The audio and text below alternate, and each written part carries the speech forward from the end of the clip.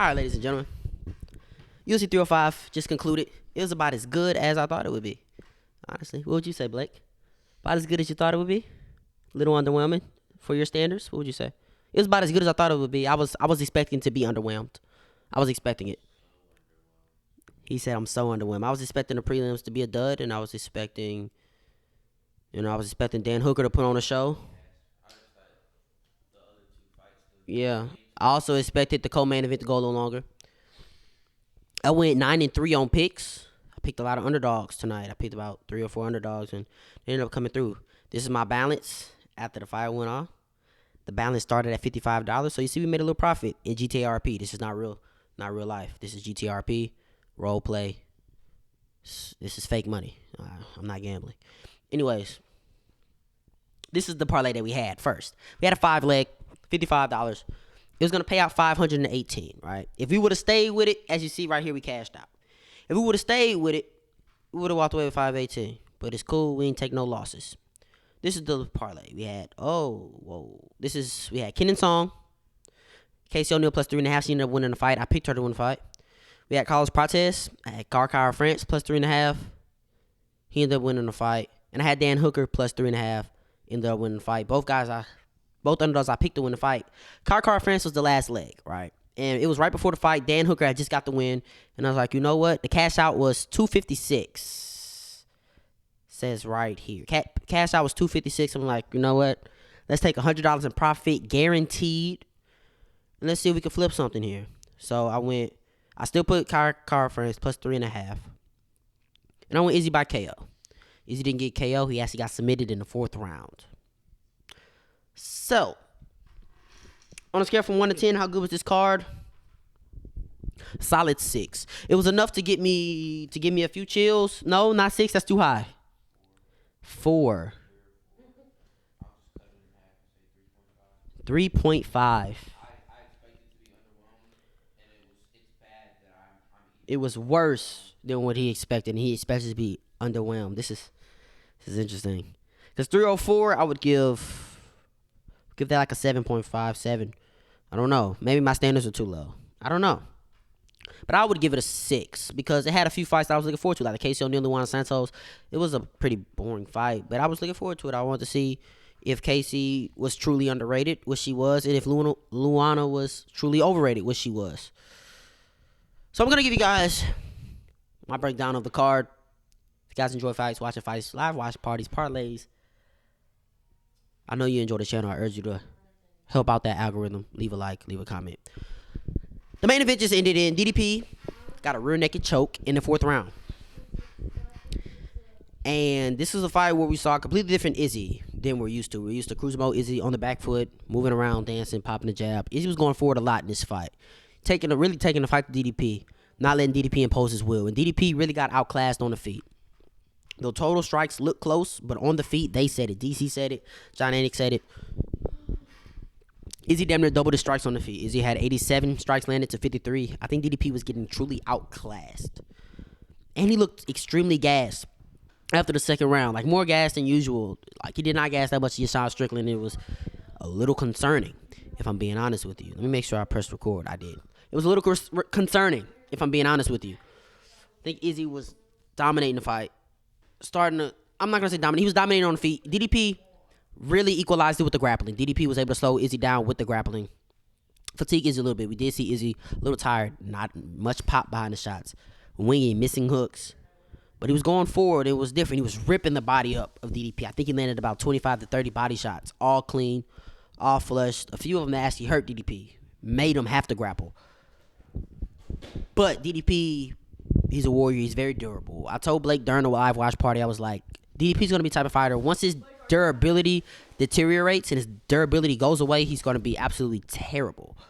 And it's going to be hard for him to get wins because he's just walking in the shots. Izzy pieced him up on the feet really bad while he's winging hooks and winging straights and missing horribly. A lot of things that he needs to improve on. Right now, thinking if he fights Sean Strickland, I'm going to pick DDP as of now again to defend his belt against Sean Strickland because the way Sean Strickland fights, we saw in that first fight, Sean Strickland would have to change his defensive style, which is something he's not going to do. But Sean Strickland stands straight up. He keeps the hands high to roll off the shell so his body's open. And it's hard to defend takedowns that way. We saw in the first fight, DDP figured that out as the fight went on. It's hard to defend takedowns whenever your hands are always high, no matter what's coming. He's relying on he's checking body kicks with his legs, and he's checking leg kicks, and he's relying on his hands to stay high to protect the head because he wants to go forward. He wants to pop the jab. He wants to land the teep kick. So I would probably pick DDP to beat Sean Strickland in the rematch. That's if Hamzat doesn't come out here and wow us, or Robert Whitaker doesn't come out here and wow us, and Dana White's like, hot psych, I lied, right? So, very interesting. I had Izzy winning the first round. I had DVP winning the second round. Izzy winning the third by a lot. I think he landed over 30 strikes in that round. And then in the fourth round, I had Izzy up. But, I don't know, man. Izzy fatigued. He was tripping, fumbling and bumbling, making mistakes on the ground, not defending the choke hand, giving up his back. Didn't look good. He said he's going to be back. I don't even know. I mean, my brother texted me, once the warrior spirit's gone, it's time to hang it up. And I don't think the warrior spirit's gone because he took the fight to DDP. This is a different Izzy that we usually see, right? We saw Izzy pressing DDP against the cage and throwing more than just jabs and low kicks. But I just don't think he's the same guy anymore. I don't think he's the same guy that fought Robert Whitaker. That's the question I asked y'all in the breakdown and the predictions. Is he the same guy that fought Robert Whitaker the first time? Is he the same guy who fought Paulo Costa the first time? And I don't think he's the same guy. And that's okay. He's 35. He fought 5 times in 18 months. He's had 9 or 10 title fights in a row. You know, a lot of training camps. He's accomplished a lot. You know, he's the greatest middleweight of all time, if not, he's the second greatest middleweight of all time, if not the best. So he's done a lot. He has 8 world titles at home. So he's done a lot. But DDP gets the win here. That fight was looking, though, if it was going to decision, Izzy was going to win that one. But hey, DDP's durability was the great equalizer. It wasn't the power. It wasn't the striking. It wasn't the pace. It wasn't the pressure. It was the durability. You know, Izzy really was loading up on some of these shots and really trying to get him out of there, and it just didn't work out that way. Moving on to the co-main event, I got that pick wrong, by the way. I ended up picking Izzy. In this fight, I ended up picking Kai France by split decision, and he came out there, he knocked him out in the first round. And I think this is good for Steve Erceg. You know, all losses don't have to be bad. This is a good loss because he learned a lot. You know, the media and everybody around, they were overhyping his boxing. Not to say that his boxing isn't crisp, because he has crisp combinations, good counters, but they overhype his striking a little bit. You know, he's not defensively sound, doesn't move his head off the center. And a guy like Kai France, I felt, with the speed and the power that he possesses, the fastest fighter he's ever fought, and the most powerful fighter that he's ever fought, thought he could give us some trouble. And he did. He was coming in with the 1-2s real fast, landing. And Steve Erceg really couldn't get the timing down, couldn't really time the entries. And Kai France ended up 1-2, hurting Steve Erceg real bad, getting him out of there in the first round. So, it's good to see Kai get back in the win column. Really good to see Kai get back in the win column. You know, I think he's probably, if not Steve Erceg, it's Kai France is the worst matchup for Pantoja right now. Not saying that he gets a title shot off beating Steve Erceg, because this is his first win in his last 3 fights, right? But I think he's stylistically probably the worst matchup for Pantoja. It's truly how I feel. Moving on, and I picked Kai in that fight. This is a fight where I picked Dan by KO, and it looked like he was going to get it in that first round, but he didn't. But Dan Hooker by split decision. And I think the judges got it right. I don't know how the media feels. I haven't looked at any social media. I don't know if anybody thinks Gamrot got robbed, but man, you're wrestling. You're not doing any damage. You're just holding legs while you're eating elbows. And every time that we're on the feet, except for that third round, Gamrot was starting to put it together, land some strikes in that third round. But every time we're on the feet, you're losing. And just holding on to my leg. We could see that in whatever fight, in the Ricky Glenn and Song Kenan fight from early in the prelims, that the judges were not in favor of damageless ground control or control time.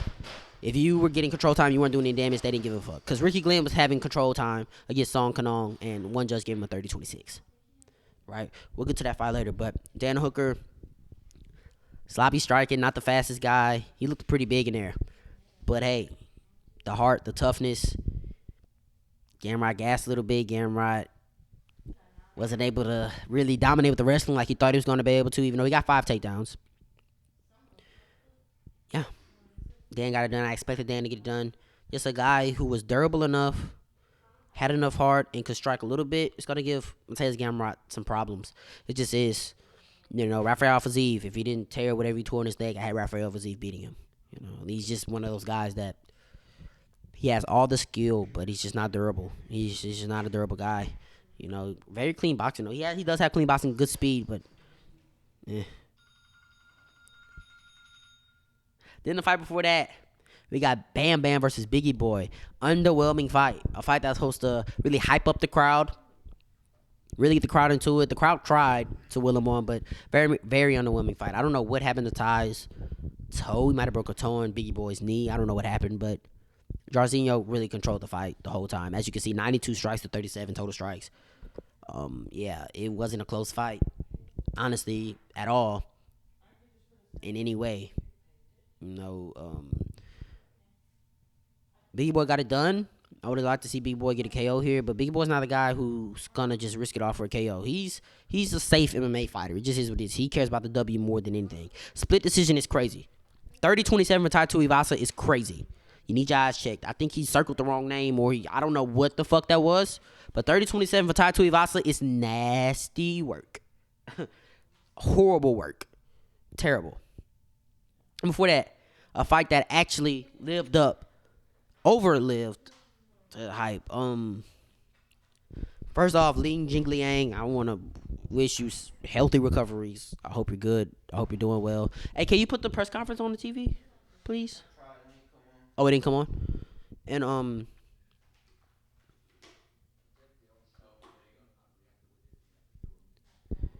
yeah, so, yeah, because that was a brutal KO. First time getting KO'd in his life. Carlos Prates controlled the range. He was sniping him. He wasn't getting overzealous. Even when he had him hurt, rocking, he was picking his shots beautifully. Very patient. Very nice. A guy to watch out for in the welterweight division. He needs to start checking low kicks, though. He needs to start checking low kicks. But other than that, he has a death touch. I talked about it. He has the death touch. How many KOs in a row is that for him? He has the death touch. Like, it's... I want to see. He has 8 first-round finishes. Okay, this is in the UFC. So that's 3 KOs in a row in the UFC. But I think outside of the UFC, he has even more in a row. But the guy's a problem. The guy's a sniper. I call him Baby Poatan, man. He plots forward, and he snipes. And he has the power to do so. He has the power to beat you without volume. But he even though you could throw more volume to him, but he will out-damage you. And that's really what happened in this fight. Moving on to that Junior Tafa versus Walter Walker. I mean, kind of how we expected. Junior to have Walter lost on the feet, and then Walter to finally get a takedown and threaten some submissions. Junior didn't tap, but he didn't protest that much. I don't know what the fuck happened with the leg lock. I honestly feel like if we went to the second round, standing back up, Junior's going to get the KO, but guess we'll never know, right?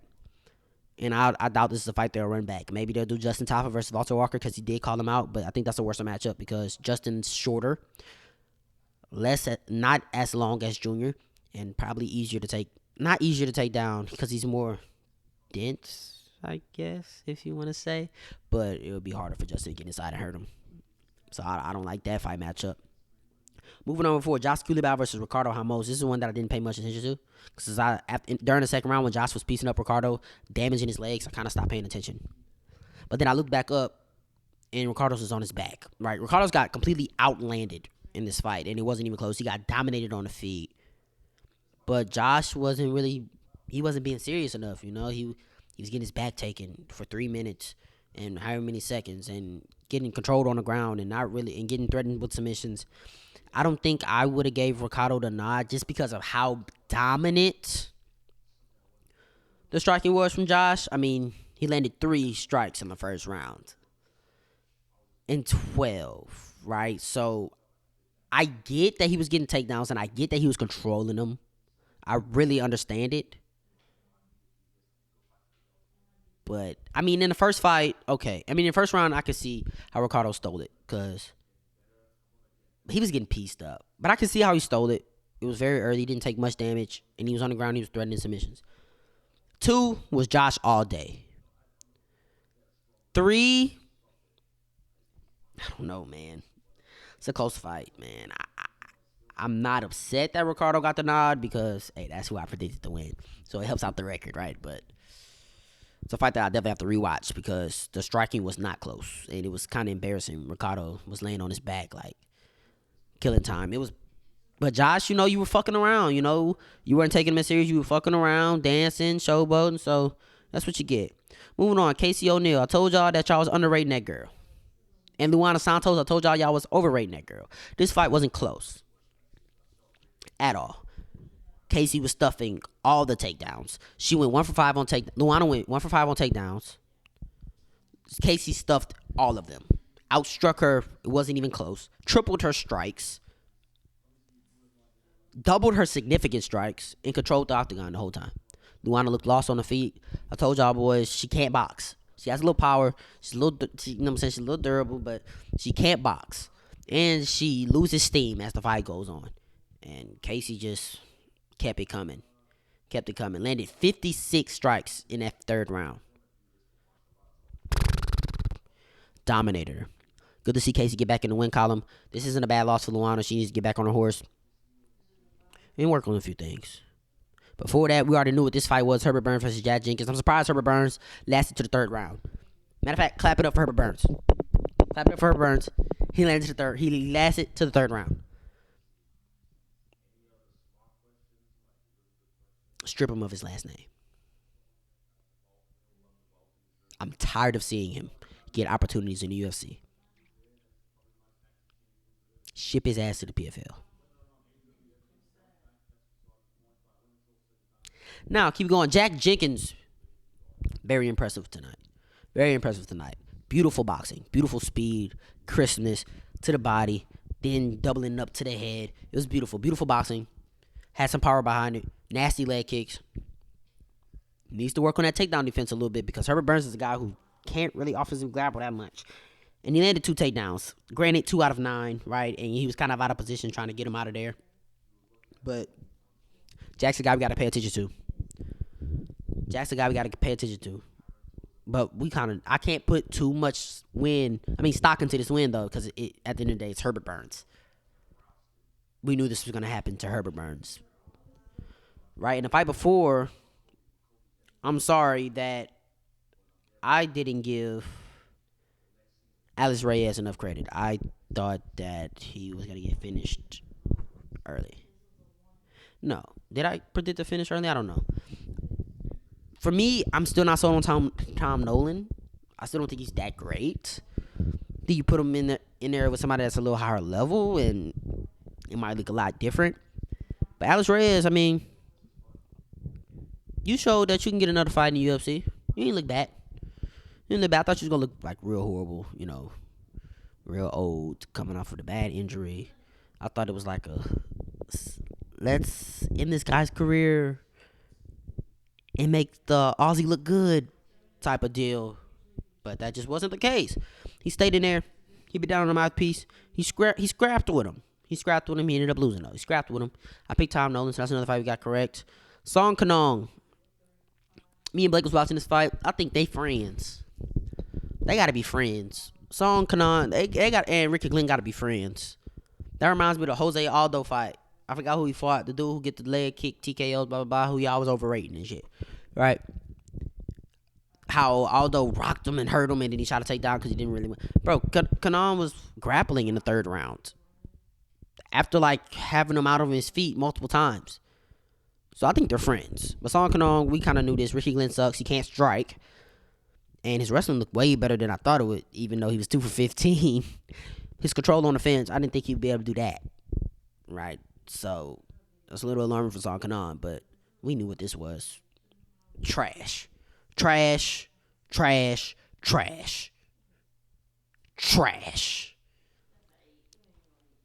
So, yeah. In the first fight of the night, trash.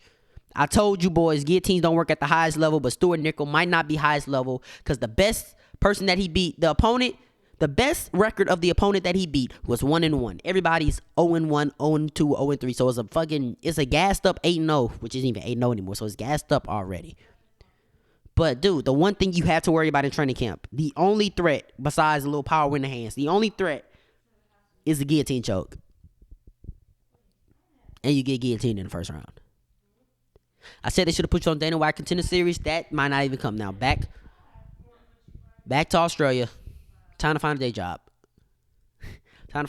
But overall, the card was very underwhelming. But I expected it to be overwhelming. So I'm not really tripping off that, you know. Hey. Yeah, I'm not really tripping off that. So that was the breakdown, man. We ended up profiting $110. Not bad. As long as we don't take no losses, we all good over here. DDP sucks. And Izzy's not the same guy anymore. Gamrot sucks. I don't know, man. Spin this fight. Help out the algorithm. Leave a like. Appreciate y'all. Y'all ain't got home. Go home. Just gotta get up out of here. Yeet.